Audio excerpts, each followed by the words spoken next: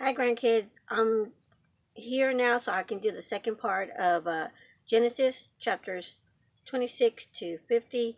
But I had to do a little bit of Genesis chapter 25 because I saw that I had left one part out. And it's very important on the review of chapter 25. And that's the family tree of Ishmael and Isaac.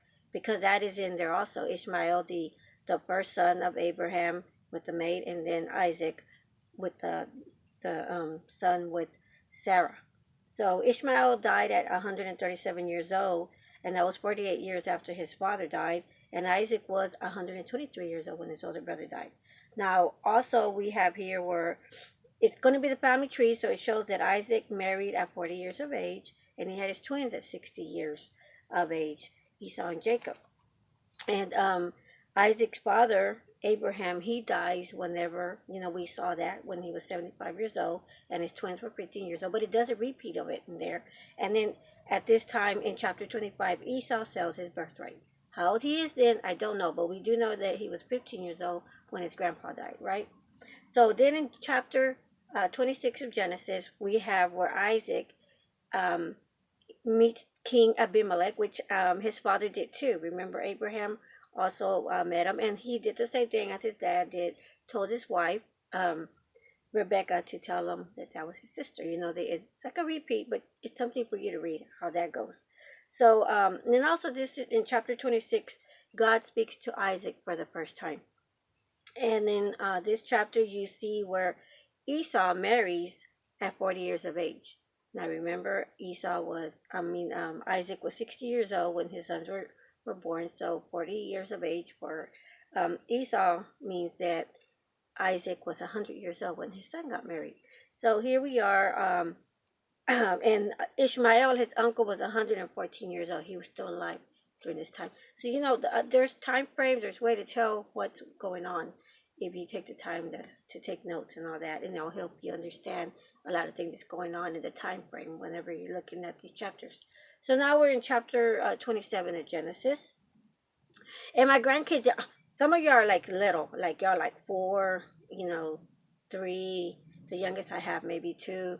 But I don't know if you're going to be looking at this. Some of y'all are 15, 17, turning 16.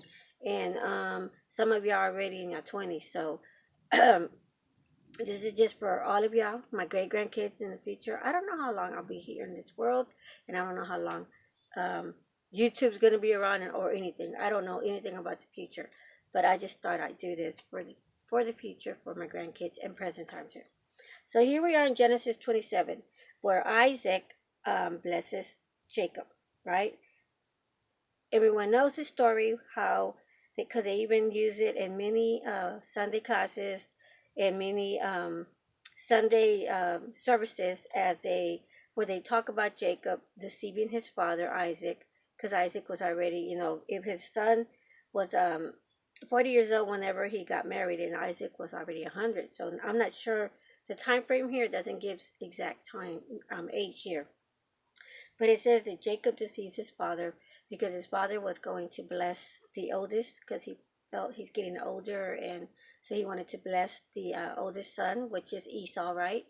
And mom heard this, and so mom goes and lets Jacob know. So you have to read there where how he deceived them, but it's also mom knew by God, because God spoke to her, what was going to be in the future. So you have to understand mom's point of view, and all, and Jacob, what he was doing, he was being obedient to the mother, and then what happened there. But because of this deceitfulness, this is what it's called, that he deceived his father to receive the blessing.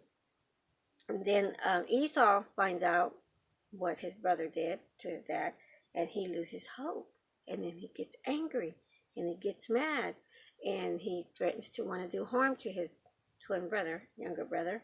And so mom comes up with a way to get her son Jacob out of there, because she didn't want to lose both of her sons. So you have to read all this because it's beautiful. I'm trying to do the next 25 chapter review in a shorter time than it took me last time, okay? But I want y'all to read. I want you to want to read Genesis because Genesis is basically like the foundation of going on with the rest of the Bible. Okay, so y'all need to read Genesis 25 to understand where God is coming, and how the outline of the rest of the Bible is going to be. So here we have Jacob escaping from Esau. His dad blesses him, sends him away to go look for a wife, and he sends up. Mom doesn't want him to find a wife there. That's the excuse she uses to get her husband to send the son away, so that the sons can be separated and there won't be any harm there. So you'll read that in chapter 27. Now let's get to chapter 28 in Genesis. Now Isaac sends Jacob away to find his wife in this chapter, and you'll see how he did that. And he sends him away to his paternal uncle. And Esau marries someone because he finds out his mom didn't like his wives that he ended up marrying when he was 40 years old, because they were the land, and she just, I guess she couldn't handle it. I don't know what type of wives they were, like how they were with her or what. Maybe they were disrespectful, but she didn't want Jacob to marry those type of women also. So he gets sent away, and Esau goes to his uncle Ishmael and ends up marrying his uncle's daughter, so one of his cousins. And so that's the way it ends there in chapter 28. And as Jacob's being sent away, he travels through, he ends up being at Bethel, and he has a dream there. And this dream, they call it Jacob's ladder. But you have to read so you can find out what he saw in that dream and how God spoke to him in it. Okay? Now in Genesis 29, Jacob meets Rachel, his cousin, for the first time, and immediately falls in love with her, right? So he worked 7 years to get married with Rachel, because that's what his uncle said he had to do. So, but the uncle ends up deceiving him, and instead of marrying Rachel, he ends up marrying the older daughter to him, which is Leah. So this is where you meet Rachel and Leah. And so Jacob, he marries the oldest. He already married her because he got deceived, because they have the way that back then, the way women would be dressed and men didn't. You just have to read what actually happened there. But Jacob ends up working 7 more years so he can marry Rachel. So he can have Rachel's hand in marriage, and he can be with her, because that's who he really wanted to be married to. And so he ends up being married to both sisters. And of course, like I said, he wanted to be married to Rachel, and he ended up being deceived, gets married to Leah. So Leah's not the favorite wife, it's the younger one, and God has compassion with her, and he opens up her womb so she can have children. And so she ends up giving Jacob his first 4 children, which is Reuben, Simon, Levi, and Judah. And through this comes sister rivalry for the husband's love, right? And so since Rachel couldn't give him any children yet, because the Lord didn't allow her womb to be open, she gives him her maid, so he can sleep with, so she can have children to them. And the maid gives him Dan and Naphtali. And then Leah does the same thing, because God doesn't allow her to have any children anymore, so for a while, right? So she does that with the maid and gives her maid to her husband, and he has Gad and Asher through the maid. And then Leah, because that, the Lord still sees that Jacob loves Rachel, Rachel more. So he allows her to have children, and she has Issachar, Zebulun, and a daughter named Dinah. And that was it for her. Then God remembered Rachel and allowed her to get pregnant, and she gives birth to Joseph. And Joseph was the youngest out of all of Jacob's sons. And Jacob, I'm saying, was around 90 years old around this time. He was because that's probably the age frame, but I can't be positive on it. Now, Jacob also makes an agreement with his uncle. He was ready to go home. He was ready to leave, because he'd been there 20 years working for his uncle during this whole process, and he's ready to go back home and see his family, see his mom and dad. But so you can read all that in Genesis chapter 30. Now, in Genesis 31, Jacob ends up fleeing from his uncle, because his uncle doesn't want to let him go, because he was blessed. Jacob was blessed by God, And so anything Jacob touched, everything was good. It was he was blessed, like with the animals. The animals will grow. I mean, would like multiply, right?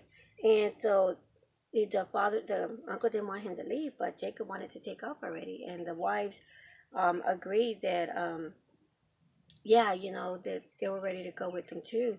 So God speaks to Jacob and lets him know that go ahead and go. You're gonna be all right. Everything's gonna be okay. And well, anyway, the uncle finds out he left and took the kids and took his daughters and all that, and he goes after him. But God speaks to the uncle and tells him, "Hey, you're not to lay a hand on him. You're not to harm him. You can speak to him, but you can't, mistreat him in any way." So um, Laban, the uncle, catches up with Jacob and the daughters, and you have to read the conversation they had, but it was over that he didn't let him say bye to his daughters and this and that and his grandkids, but in the end they end up making a covenant, and the uncle told Jacob, just don't harm my daughters. Okay, there's going to be this covenant here between us, and I won't come and harm you. You won't come back and harm me for any reason, except all I ask is don't harm my daughters. So he was still trying to look out for his daughters. In Genesis 31, that's the story of Laban and Jacob. Now in Genesis 32, Esau comes to meet Jacob. Now Jacob sent word that he was, going home, and let him know he was coming, and he gets word back.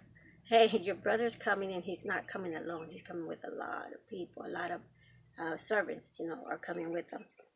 So Jacob kind of gets a little bit scared, and so he organizes his stuff to be set before him, and how he has really good strategy. This teaches already where the Lord already is putting in them, training them, and through their struggles and everything they learn. You learn through struggles.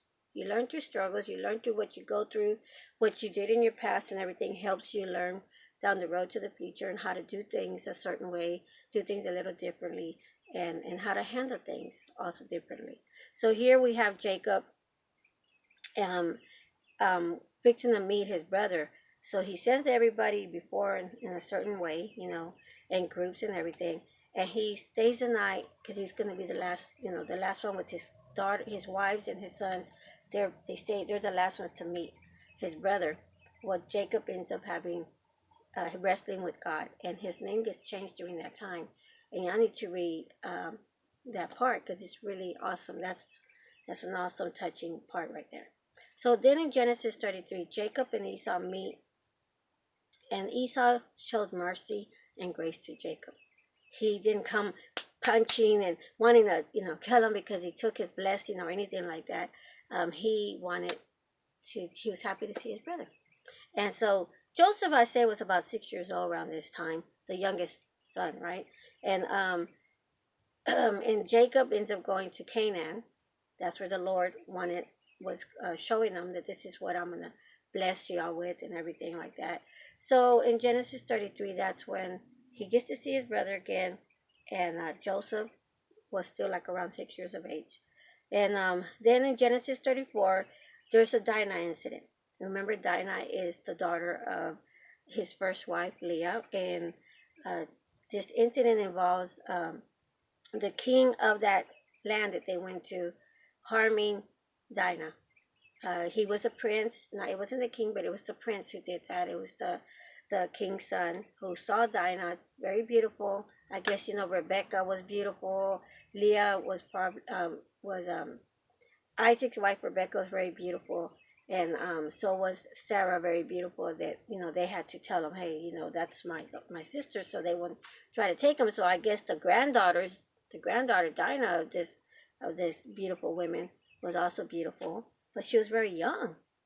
I'm going to say she was a teenager. I can't tell you if she was 12, 13, 14, but she was very young when this happened, that the prince took her, and then he had relations with her. And when the father heard about it, they let him know what happened. He was already older. Remember, he was like 90, in his 90s whenever Joseph was born, and here's Joseph around 6 or who knows, 8 by now. Who knows how old he is? So I can only imagine that Jacob was probably close in age, already to close to 100 or something. But anyway, the brothers find out. Dinah's brothers find out, the older brothers and everything. Remember the first 4 that he had with Leah, and they do something that's like, wow. It blew me away when I first read it, and I was like, man, can't believe they did that, you know? But so you can find out what happened in that the Dinah incident. You got to read Genesis 34. Now, Genesis 35 is when Jacob returns to Bethel. Bethel is the place where he had that dream, Jacob's ladder, where he had a dream about where God speaks to him. And the reason they call it Jacob's ladder, I forgot to say that in that chapter, is that because there was angels going up and down like a ladder, going up to heaven, coming down to heaven. So anyway, he goes back to that spot. And God changes Jacob's name to Israel. That's what he had did the first time when he wrestled with them. But this is where he starts telling them, now you are going to be called Israel. So this is when God is calling him Israel himself. Like that's from now on, that's what he's calling him. So, but in this chapter, we also see the death of Rachel, his second wife, the youngest sister, right, is the one that he loved very much, and he was willing to work an extra 7 years for. She ends up dying in this chapter while she's giving birth to her second son, Benjamin. So here we learn Benjamin wasn't born when he was with his uncle working over there in those 20 years. Benjamin was born after, and he was born while they were in between traveling from Bethel and Canaan and stuff like that. So she gives childbirth to Benjamin. She gives him another name, but Dad says no, because it was kind of a sad name, because the situation. They would name all their children and the situation they were dealing with at the time, and you'll see that in the chapters as they're naming them, why they named them that name. So he didn't allow that. He said no, his name will be Benjamin. So that's what we see here. And then afterwards, we find where Reuben, the oldest son, ends up sleeping with the father's concubine, which was Rachel's maid. And that's a big no-no. You don't do that. And he did that, and because of that, he has some issues that get brought up by the father. So you want to find out about that situation. That's in Genesis 35. So here we have Jacob, finally, his 12 sons. By Leah, it's Reuben, Simon, Levi, Judah, Issachar, and Zebulun. That's 5. Rachel gave him Joseph and Benjamin. That's 7. But then with the maids, he has Dan and Naphtali, and then he has Gad and Asher. I missed somebody. Reuben, Simon, Levi, Judah, Issachar, and Zebulun. Joseph and Benjamin. Okay, that was 8. Okay. So then we have the other 4 with the maids. Dan and Naphtali, Gad and Asher. So those are his 12 sons. The 12 sons of Israel. The tribe of Israel. So then here we in Genesis 35, they talk about the death of Isaac, which is Jacob's father / Israel, and his brother is Esau, the twin, right? So Isaac died when he was 180 years old. 180 years old. So that means that Esau and Jacob were both 120 years old when their father died, when they buried him. So that's a long time, right? 180. So that you get to read about that part and everything. Now in Genesis 36, we get to meet the family of Esau. Remember, we only were hearing about Jacob, but now we're going to get to meet his twin brother's family. And so you get to see that Esau, eventually, he also has children. And like Jacob has Israel, his name gets changed to Israel, and that becomes the nation of Israel that we know today. But he also had a family, and he becomes the family of Edom, which is a nation called Edom. And we'll be reading about Edom in the future in the next books that we're going to be reading. So it's important to understand the family trees of everybody involved, whether it's Abraham, his brothers, his nephew, his Abraham. Remember, he had 8 children total. And so they all of that, it's important to know all the family tree. So if you're taking notes and you're writing down, it's going to help you down the road as you start reading the next chapters as we're reading and we're going through. And I'm going to be going backwards to it and reminding you, but if you didn't take notes, then you're going to be taking notes later on. So start doing it now, okay? So then we have in Genesis 37, where we meet Joseph. You remember Joseph was 6 whenever, around 6 or something like that, whenever his dad left Laban to come back home.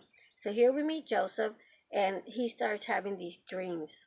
And Joseph was 17 years old when he starts talking about these dreams that he started having. And Jacob was about, I'll say, around 107 years old.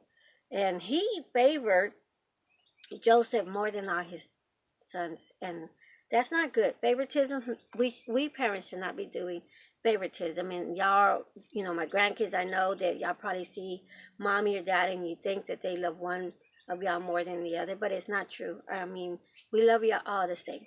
We do.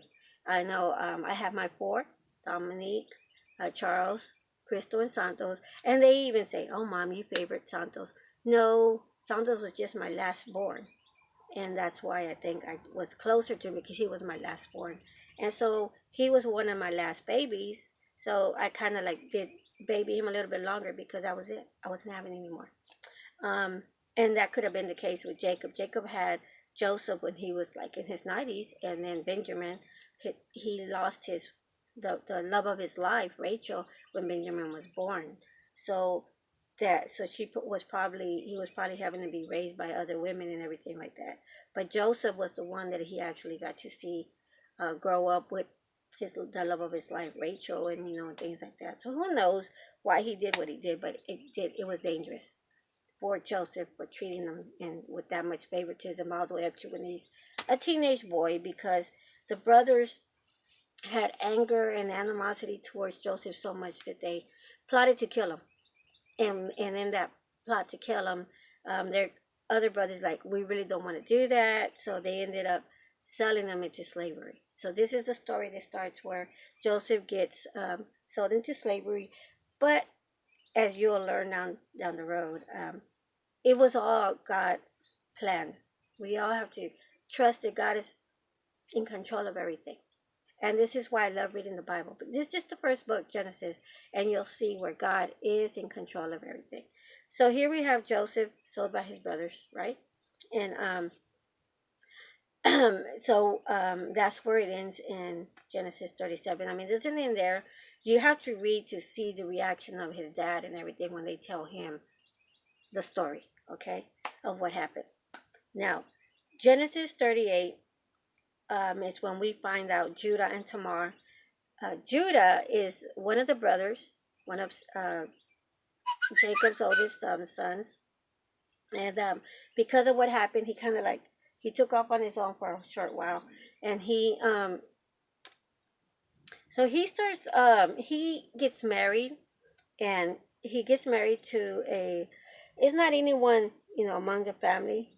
He and the wife ends up dying, but he has 3 sons with her, and the oldest son gets married to this young lady named Tamar, and the oldest son is not someone that the Lord really likes, because he's kind of mean, and the things that he does, he ends up killing them. God allows him to die. And so then the father tells the second son, now you got to go and go sleep with his wife, so she can have a child, and it'll be your brother's. Like, you have to read this so you can understand how and why they did that. But anyway, the brother was happy to go to sleep with the sister-in-law, but he didn't want to get her pregnant, so he was doing stuff so she couldn't get pregnant, and God did not like what he was doing, so he killed him too. Now the dad thought that daughter-in-law was cursed, and maybe she's the one that was causing their death, not their bad behavior. Oh no, it was the daughter-in-law's fault. But so he had his youngest son, and he told her, you'll have to wait until he grows up to a proper age and all that. So in the meantime, just stay a widow and just wait until he grows up. Well, it turns out that he grew up, but he didn't want to fulfill his word, the promise that he told her. And so she came up with the plan to end up being with the father-in-law instead, and he she gets pregnant with twins. And if you want to hear that story, you have to read Genesis 38. I know it's complicated, right, guys? Like, what is going on? What is all this stuff? Keep notes. Take, you know, write down what you're learning, so that way you can write notes, because it starts explaining itself down the road. Okay, you just have to because when I first read it, I was like, what? You know, that's the way I felt when I first read the Bible, and I start reading it and reading it. God helps me understand it and see it from His point of view on how things were being done. And some things He allowed that doesn't look right to us, because we know right from wrong now because of the laws and everything. We know this is all the beginning. Okay, guys, remember, this is all the beginning. This is getting into the Word of God. This is getting into the Bible down the road. So that's why y'all need to pay attention. Okay, so here we have Genesis 39 now, and Joseph's a slave in Egypt. And you want to read all about his time as when he gets into Egypt. You have to read Genesis 39 to find out Joseph's life in Egypt when he first gets there. And he ends up being, God blesses him from the get-go that he's there. He's watching over him. He's protecting him because it was a plan for him to be there. And so he puts him in certain positions, but there's evil everywhere, guys, and he ends up getting thrown into prison. And so in Genesis 40, he is in the prison, and he's like being put in charge because he's so like his behavior is good, and that the guards there allow him to have certain privileges over certain, you know, things that I forgot what they call it in prison. There's certain men that are able to take the food to people and things like that, and they don't, you know, they can get out of their cell and stuff like that. Well, anyway, that's what Joseph was. And so he was able to interpret some dreams for these prisoners, and they happened to be for the king. And so whenever he interpreted their dream, he told them, remember me whenever these dreams that I told you come true. So hold on. So anyway, he tells them, remember me, and he gets them to the and that's the way it ends there. Okay. And so in Genesis 41, the Pharaoh ends up having a dream. And finally, like, I don't know how many years passed, but the one of the men that had the interpretation done by Joseph in prison remembers Joseph in prison. And so they get Joseph, they take him to the Pharaoh. The Pharaoh Joseph interprets the Pharaoh's dream. The Pharaoh sees that he has wisdom and that God is with him, and and Joseph rises to power. And so that's, you know, right there, something that happens. It's so awesome. And then we have where in Genesis 42, Joseph gets made the right hand man, so he's in control of the situation that's going to be happening in Egypt. And so Joseph's brothers have to go to Egypt because of the situation of a famine that's going to happen. And so he sees his brothers for the first time again from the time he was sold into slavery. And so Joseph at this time is married, and he has sons of his own and everything like that. And so, and he's dressed like an Egyptian, and his brothers don't recognize him. Then in Genesis 43, Joseph's brothers, you know, Joseph in 42 told him, asked him, is your dad still alive? He wanted to know about his father. And what about you? Are these all your brothers? He knew those were not his brothers. He knew his brother Benjamin wasn't with him. And then when they told him about Benjamin, and he told him, well, next time you come back, don't come back without your little brother. Show me proof that you're not lying to me. So anyways, in Genesis 43, Joseph's brothers have to go back. And they told their father the situation, and their dad at first did not want to let Benjamin go because he already lost Joseph. He was afraid to lose Benjamin from his wife, Rachel. And so anyway, they had no choice because the famine was that bad, and so he had to let Benjamin go. And Benjamin goes back, and he was so happy, you know, Joseph was happy to see his brother. And in Genesis 44, you read where Joseph tells them to put a cup in his little brother's bag, so whenever they took off, they can go after him and say, you know, hey, you know, you stole my cup, and so he can come back. Because Joseph wanted to keep his little brother with him, but, you know, God knows what he's doing and everything. But finally, in Genesis 45, Joseph reveals himself to his brothers and lets them know who he is and where's his dad, and and how's dad doing, and please, tell dad that I'm okay and all that, and bring dad back over here. And he was like, you have to read this because it's beautiful, it's loving, it'll put tears in your eyes and everything like that. But anyway, um, in Genesis 46, you get to see when Jacob comes into Egypt, Jacob slash Israel, right? And he comes with 70 people. When he first comes to Israel with his sons and his grandkids and all that, they just count, they say 70 persons. They come into Egypt and they settle in the best of the land, Goshen. Joseph makes sure they get the best land for his dad and everything. And he meets the Pharaoh and everything, and you get to see how he blesses him, and find out how old Joseph is. So in Genesis 47, this is where he meets the Pharaoh and he blesses the Pharaoh. Jacob was 130 years old when he got there. And so then Joseph deals with the famine and everything once his dad gets there. And Joseph vows to Jacob. Jacob says, do not bury me in Egypt. If I die here, I do not bury me. He tells his son Joseph, because Joseph was the right hand man to the Pharaoh. Please make sure I don't get buried here. I take me back and bury me. And he tells him exactly where to bury him and everything. So Jacob lives in Egypt for 17 years. And then he, that's as long as he lives there. So in Genesis 48, you see where Joseph blesses all his sons because he's fixing to pass away. And he blesses Joseph's sons first, his two sons. Joseph was about 57 years old around this time. And Manasseh and Ephraim, Joseph's two sons, were like in their 20s, 21, 24, around there. And anyway, he blesses his sons and all that in Genesis 48. In Genesis 49, Jacob gives his last will and testament to his sons, or he blesses them. Though what he does is he blesses them. He gives them the what's going to happen to them in their future. Each single one of his sons, 12 of them, right? And Jacob, in this chapter, he dies and he's buried, and Joseph takes his dad and he buries him where his dad wanted him to be buried, and they mourn him for 40 days in Egypt, and then they mourn him for like a whole week wherever they took him to, where he's going to get buried. But then in Genesis 50, Joseph, he took it hard when his father passed away and everything. It gives more detail in Genesis 50 about how Jacob was, buried and everything. But it also talks about in Genesis 50 how Joseph died.